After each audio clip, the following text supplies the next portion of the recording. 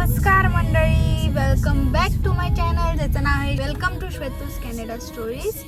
तर आज मी रेडी झालेली आहे कुठं स्पेशल जागेवर जायला आणि आज मी जाणार आहे माझी फर्स्ट G1 टेस्ट द्यायला, ते पण कॅनडामध्ये. G1 टेस्ट काय असते?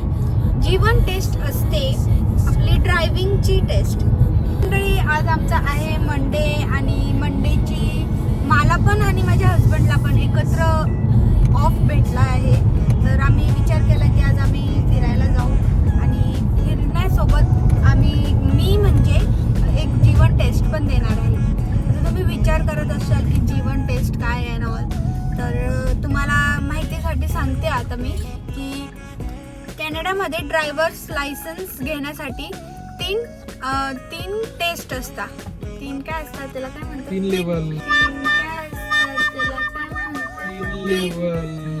लेवल असतात ड्रायव्हर्स लायसन्स घेण्यासाठी. तर पहिली असते G1, दुसरी असते G2 आणि तिसरी असते G. तर मंडळी G1 ही एक्झाम असते आपली कम्प्युटर बेस्ड एक्झाम आणि जी G2 असते ती असते प्रॅक्टिकल एक्झाम, आपली रोड टेस्ट एक्झाम असते ती. तर G1 साठी आपण जर ती G1 दिली तर आपल्याला 8 months वेट करावा लागतो. 8 months वेट केल्यानंतर आपण G2 ही टेस्ट देऊ शकतो. G2 टेस्ट दिल्यानंतर 1 year थांबायचं असतं आणि 1 year झाल्यानंतर आपण ही G टेस्ट देऊ शकतो. ही सगळी इन्फॉर्मेशन होती कोणासाठी? ज्यांच्याकडे आपलं इंडियाचं ड्रायव्हिंग लायसन्स नसतं त्यांच्यासाठी. तर मी तर नवीन आहे इकडं आणि मी इंडियामध्ये पण कधी 4 व्हीलरचं ड्रायव्हिंग लायसन्स काढलं नव्हतं. तर त्याच्यासाठी मी आता G1 देऊ राहिली. आणि आता ज्यांच्याकडे इंडियाचं ड्रायव्हिंग लायसन्स आहे तर ते लोक काय करतात? ते लोक आपले जे इंडियाचे जे लायसन्स असतं त्याचं RTO मध्ये जाऊन आपलं अबस्ट्रॅक्ट लेटर असतं, एक 6 month ओल्ड नाही पाहिजे ते अबस्ट्रॅक्ट लेटर आपल्याला इकडं RTO मधनं काढावं लागतं आणि इकडं ते जेव्हा आपण G1 देतो तेव्हा ते सबमिट करावं लागतं. ते दिल्यानंतर आपण डायरेक्ट G देऊ शकतोय. आणि G टेस्ट अशी असते की आपलं जो इन्स्ट्रक्टर असतो तो आपल्या बाजूला बसलेला असतो आणि आपण गाडी चालवतो आणि ती टेस्ट देतो. आता मी तुम्हाला G2 आणि G मध्ये डिफरन्स सांगते.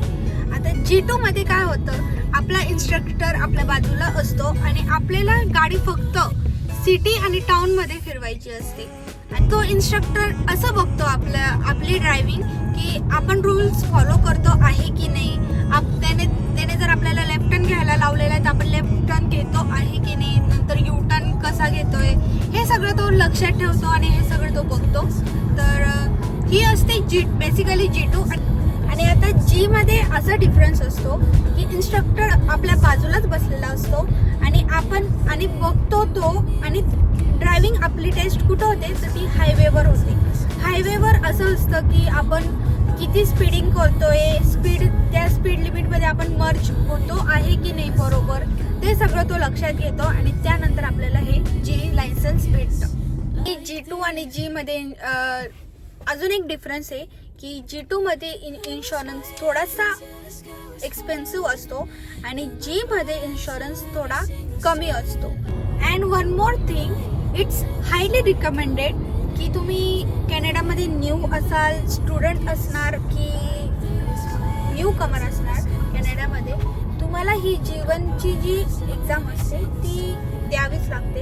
कारण की आता कॅनडामध्ये आपण प्रत्येक जागी तर आपलं पासपोर्ट घेऊन नाही फिरू शकत. त्याच्यासाठी आपल्याला G1 ही द्यावी लागते. आणि G1 दिल्यानंतर आपल्याला गव्हर्नमेंट ऑफ ओंटारिओकडनं एक लायसन्स भेटतं आणि ती आपली आयडेंटिटी बनून जाते कॅनडाची. तुम्ही सगळे विचार करत असाल की ही G1 टेस्ट, G2 आणि G हे सगळे टेस्ट कुठं द्यायचे? ती लिंक आहे drivetest.ca आणि ते मी खाली पण मेन्शन करेन. तिकडे जाऊन तुम्ही बघू शकता की तुमच्या टाउनमध्ये कुठं जवळ ते टेस्ट सेंटर आहे.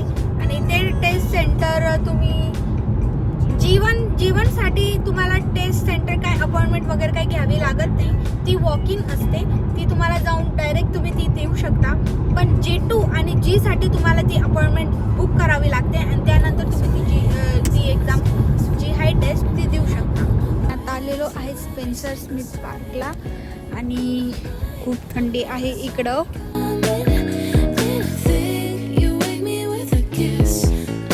थंडी आहे कारण की इकडं पाणी आहे पूर्ण लेक साईड.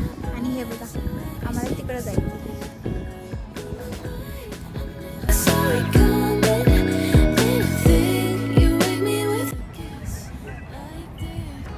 तुझे नाटक करना, तुझे नाटक करना, तुझे नाटक मग तुझी ऍक्टिंग.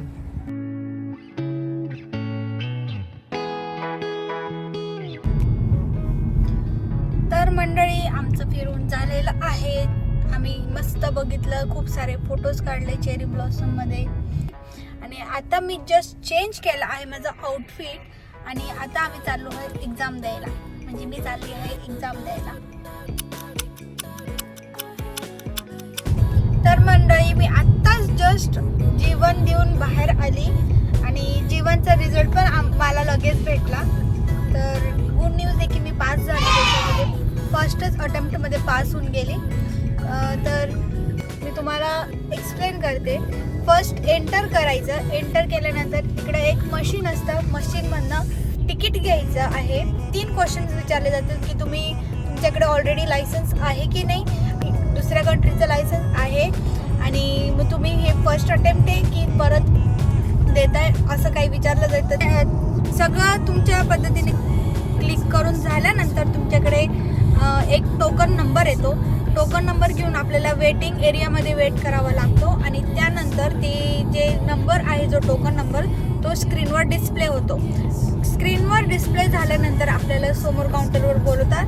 जर तुमचं फर्स्ट टाइम असेल तर तुमचे आय चेकअप वगैरे सगळं होईल आणि जर तुमचं सेकंड टाइम वगैरे असेल तर काय आयडिया नाही मला त्याची.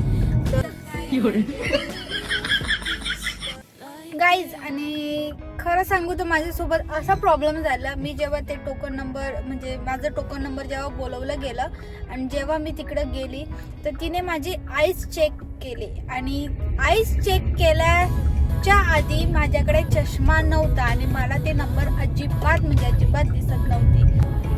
तर तिने मला असं विचारलं डू यू वेअर ग्लासेस. तर मी बोलली की हो मला चष्मा आहे पण मी आता कॅरी नाही केलेला आहे. ती बोलली आता तुझा चष्मा कुठे आहे. तर मी तिला सांगितलं की मला म्हणजे अशी कल्पनाच नव्हती की माझा चष्मा गाडीत आहे की नाही. पण तरी मी एकदा तिला कन्फर्म केलं की मी माझ्या गाडीमध्ये जाऊन चेक करून येते चष्मा. आणि मग तो माझा नंबर चालला गेला. मग मी कारमध्ये आली. कारमध्ये बघितलं माझा एक चष्मा होता पण तो तुटलेला होता थोडा. मी त्याला कसं तरी फिक्स केला आणि फिक्स केल्यानंतर मी परत गेली. पण तिने मला सांगितलं की तुला तुझं टोकन परत काढावं लागणार आणि मग परत लाईनमध्ये लागावं लागेल. सो परत मला ती प्रोसेस करावी लागली. मला परत टोकन काढावं लागलं आणि परत मला वेटिंग एरियामध्ये वेट करावं लागलं आणि खूप जास्त नंबर होते जेव्हा मी सेकंड टाईम आली तेव्हा. तर अशा प्रकारे माझा नंबर आला आणि मी गेली त्या काउंटरवर. तर त्या काउंटरवर मला पहिले माझं आयडेंटिफिकेशन कार्ड विचारलं की तुझ्याकडे काय आयडेंटिटी कार्ड आहे. मी सांगितलं माझ्याकडे आपलं पासपोर्ट आहे. तर तिने पासपोर्ट वगैरे स्कॅन केलं. त्याच्यानंतर तिने मला विचारलं की तिने माझे डोळे चेक केले, परत माझे आईज चेक केले, मला नंबर्स वगैरे होते काही ते रीड करायला लावले. काहीतरी लाईट चमकत होते. ते विचारत होते मला की लाईट कुठं ब्लिंक होत आहे ते सांग. म्हटले लेफ्ट राईट असे ब्लिंक झाल्यानंतर तिने सांगितलं की ओके वी आर डन. आणि त्यानंतर तिने माझा फोटो काढला. ड्रायव्हर्स लायसन्ससाठी फोटो काढला. आणि गाईस जर तुम्हाला चष्मा असेल तर प्लीज सांगते की तुम्ही चष्मा कॅरी करा. मी तर माझी चुकी झाली मी तिकडं मान्य करते. पण तुम्हाला जर चष्मा असेल तर कॅरी करूनच तिकडे जा. आणि थँक गॉड लकीली माझा चष्मा गाडीतच होता आणि परत मला ती अटेम्प्ट करता आली एक्झाम. सो ते खूप बरं झालं. तर आता अशा प्रकारे मी ते सगळं केलं. मग तिने मला एक पेपर दिला. त्याच्यावर सगळी इन्फॉर्मेशन होती माझं नाव आहे आणि मग तसंच ती बोलली मला की तू जा आणि काउंटर नंबर 3 वर बस एक्झामसाठी. तर मी एक्झामसाठी गेले तिकडं आणि मग मी माझी एक्झाम स्टार्ट केली. आणि तुम्हाला एक माहिती देते की इकडं आपल्या इंडियाला कम्प्युटर कसे असतात की कीबोर्ड आणि माऊस वगैरे असतं, पण इकडं कम्प्युटर टच स्क्रीन असतं. आपल्याला टच स्क्रीनने म्हणजे फिंगरनेच टच करून आन्सर द्यावे लागतात. तर मी ती एक्झाम अटेंड केली आणि एक्झाम अटेंड करताना आपल्याला 40 क्वेश्चन्स येतात. 40 क्वेश्चन्समधनं 20 क्वेश्चन्स हे सायन्सचे असतात आणि 20 क्वेश्चन हे असे आपले थेरीचे असतात.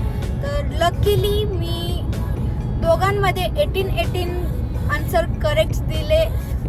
दोघांमध्ये 18 म्हणजे सायन्समध्ये पण 18 आणि थेरीमध्ये पण 18 आन्सर करेक्ट दिली आणि मी ती टेस्ट पास झाली. तर पासिंगसाठी असा क्रायटेरिया आहे की 20 क्वेश्चन्स येतात, 20 सायन्सचे आणि 20 थेरीचे. तर दोघांमध्ये आपल्याला 16 आणि 16 करेक्ट राहायला पाहिजे दोघांमध्ये, तरच तुम्ही पास होऊ शकता ही एक्झाम. आणि बस मग मी 18 टोटल म्हणजे माझे एकामध्ये 18 आणि सायन्समध्ये 18 आले आणि थेरीमध्ये पण 18 आले आणि मी पास झाली. पास झाल्यानंतर आपल्याला ते सांगतं की तुम्ही वेटिंग एरियामध्ये वेट करा, तुम्हाला तुमचं नाव घेतलं जाईल आणि तुम्हाला मग ते पेपर रिटर्न लायसन्स भेटतं. बस दॅट्स ऑल. आणि अशा प्रकारे माझं जीवन मी कंप्लीट केलं.